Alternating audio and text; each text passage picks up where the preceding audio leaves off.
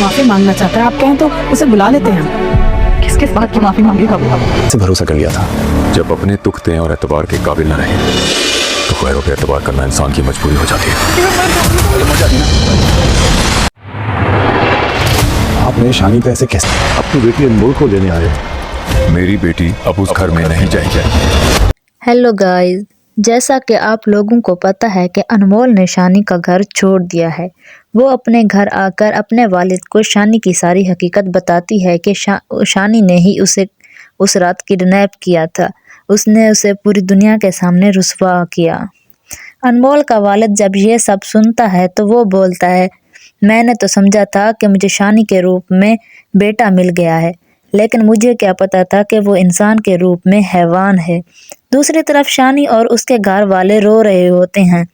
शानी के वालिदैन शानी को बहुत बेइज्जत करते हैं कि हमें क्या पता था कि हमारा बेटा दूसरों की इज्जतें लूटता फिरता है। तो शानी बोलता है, मैं बेकसूर हूँ, मैंने जो भी कुछ किया वो कमाल के कहने पर किया था। वो अपने माँ बाप को बोलता है कि अनमोल के बगैर नहीं रह सकता। मैं उससे माफ़ी मांगना चाहता हूँ।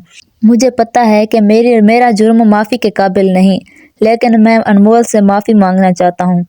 दूसरी तरफ सारेम, जो अनमोल का एक्स फियांसे होता है, जब उसे पता चलता है कि अनमोल शानी को छोड़कर घर वापस आ गया है तो वो उनके घर पहुंच जाता है और अनमोल के बाप को बोलता है कि आपने शानी पर ऐसे कैसे भरोसा कर लिया था। अनमोल का बाप बोलता है, जब अपने दुख दें और एतबार के काबिल ना रहें तो गैरों पर एतबार करना इंसान की मजबूरी बन जाती है। सारेम खुद से ही शर्मिंदा हो जाता है और उसे याद आता है कि ऐसे अनमोल ने गिड़गिड़ा कर उसे बोला था कि मैं तुम्हारे बगैर मर जाऊंगी, लेकिन इसने अनमोल की कदर नहीं की थी। फिर अनमोल के ससुराल वाले अनमोल को लेने आ जाते हैं तो सदीकी साहब बोलते हैं कि मेरी बेटी अब उस घर में वापस नहीं जाएगी। शानी की माँ बोलती है कि शानी आप लोगों से माफ़ी मांगना चाहता है, आप कहें तो मैं उसे बुला लेती हूँ।